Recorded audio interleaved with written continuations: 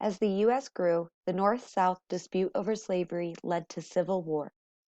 In this political cartoon, the presidential and vice presidential candidates in the 1860 election are shown tearing apart a map of the United States. A house divided against itself cannot stand.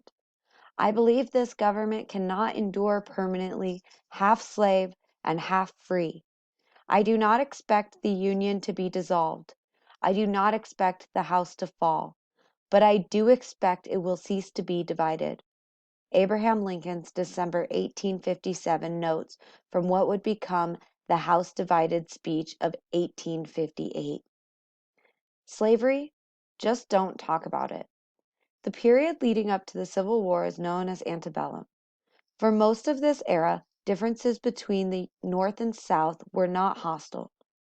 Legal slavery existed only in the southern states, but whites in both the North and South shared beliefs of white supremacy. They also shared a reluctance to discuss the slavery question.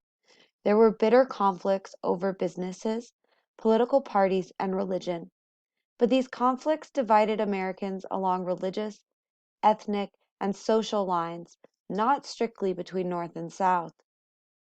This period of U.S. history has often been told as the South always advocating for states' rights and the North fighting for a stronger federal government. This was not always the case, however. People in Wisconsin and Vermont fought for state power, while Mississippians demanded a strong federal government. Members of the Democratic Party from Maine to Louisiana rallied against economic measures like the National Bank. Meanwhile, members of the Whig Party protested the actions leading to the Mexican-American War.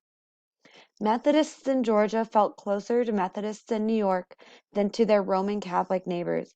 Yet when war came in 1861, it pitted the North against the South. The chief difference between these two sections of the country was slavery. How did slavery, of all points of conflict, become the issue that would split the nation in two? Slavery grows. What about the new territories? One aspect that increased the conflict between the North and the South was the growth of slavery itself.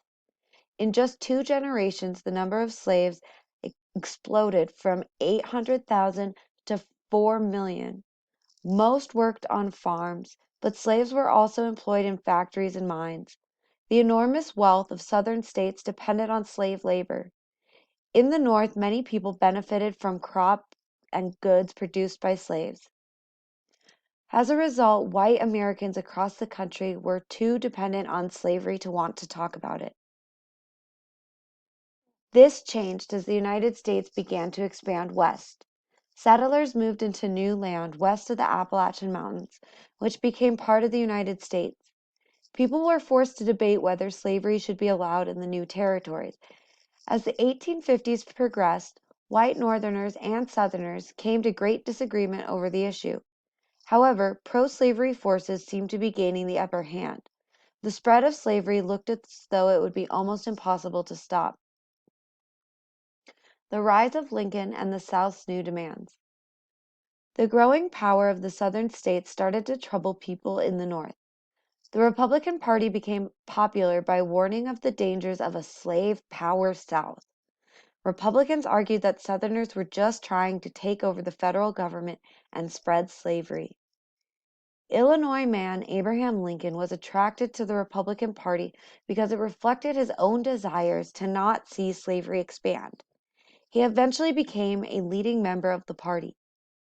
Meanwhile, white Southerners demanded greater federal protection for slavery. Their demand split the Democratic Party just in time for the 1860 presidential election.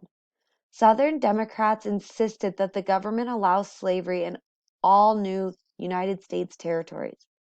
But Northern Democrats supported popular sovereignty, which would let people living in each territory decide whether or not to allow slavery. The party split.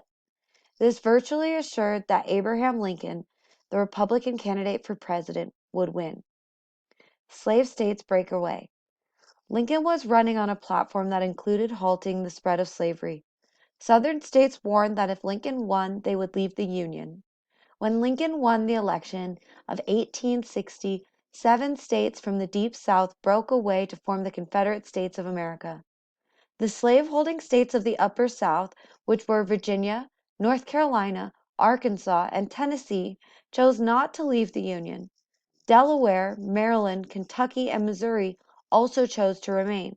However, the Upper South promised to side with the Confederacy if the federal government coerced the slaveholding states. Abraham Lincoln took office right during the standoff between the North and the South.